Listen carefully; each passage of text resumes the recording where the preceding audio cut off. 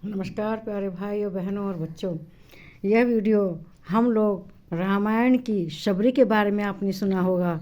सबरी के जूठे बेर श्री रामचंद्र जी ने खाए थे, उसी सबरी के बारे में बना रहे हैं। सबरी जाति तो कोल भी जाति की थी, लेकिन उसे रामचंद्र जी ने ऊंचा दर्जा दिया है। उन्होंने सबरी के जूठे बेर तक खाए हैं।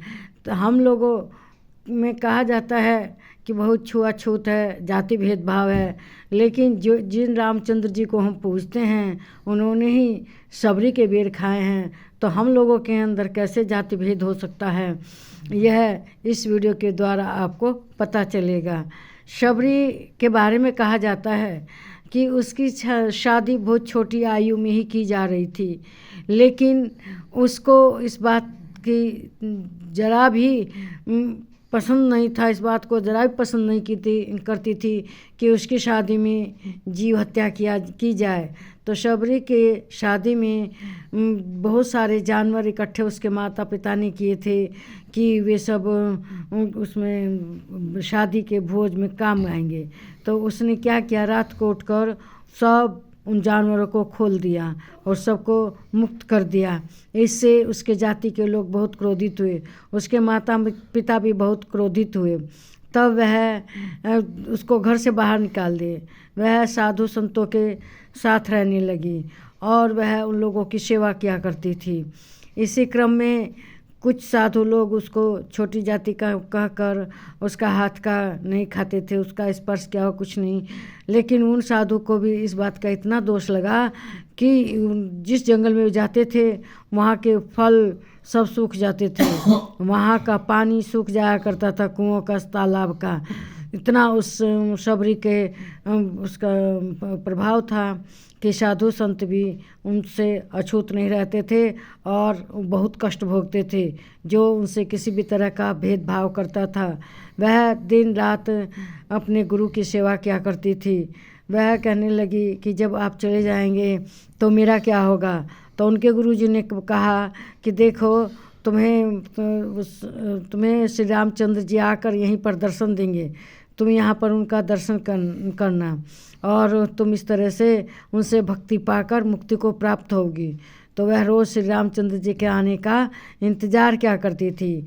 रोज़ अपनी कुटी में झाड़ू लगाती, कुटी के बाहर रास्ते में झाड़ू लगाती, वहाँ पर फूल बिखेरती, उनके आने के स्वागत में फूल बिछाकर उनका स्वागत करती।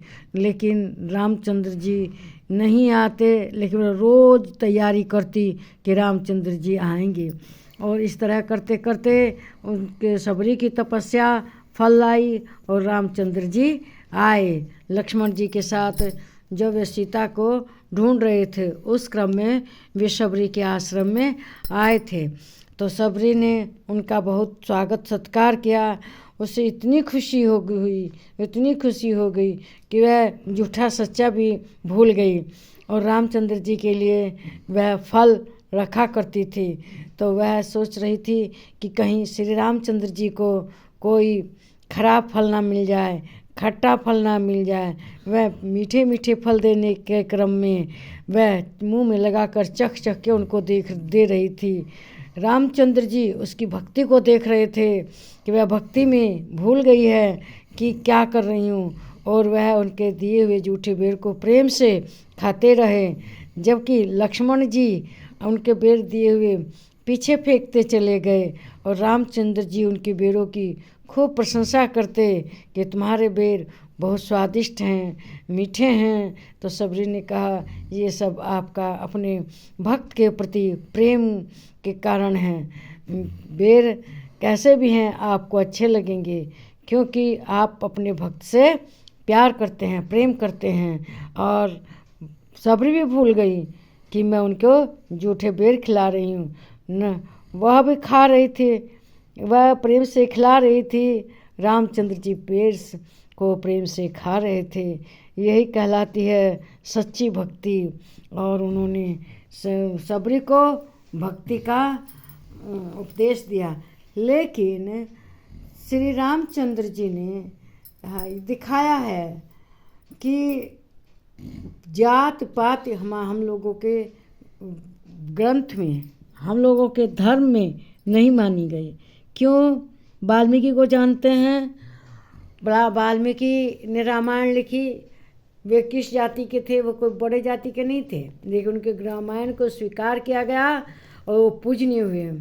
रामचंद्र जी भी पूजनीय हैं, हमारे देवता हैं, जबकि उन्होंने सबरी से जरा भी भेदभाव नहीं किया। तो हमारे हिंदू समाज में जाति पात कुछ नहीं होता है। जाति पात पूछे नहीं कोई, हरि को भजे सो हरि का होई। इसलिए हमें रामायण के इस दृष्टांत से सीख लेनी चाहिए कि हम लोगों में भेदभाव किसी तरह का नहीं है। नमस्कार मेरे प्यारे भाइयों, बहनों और बच्चों।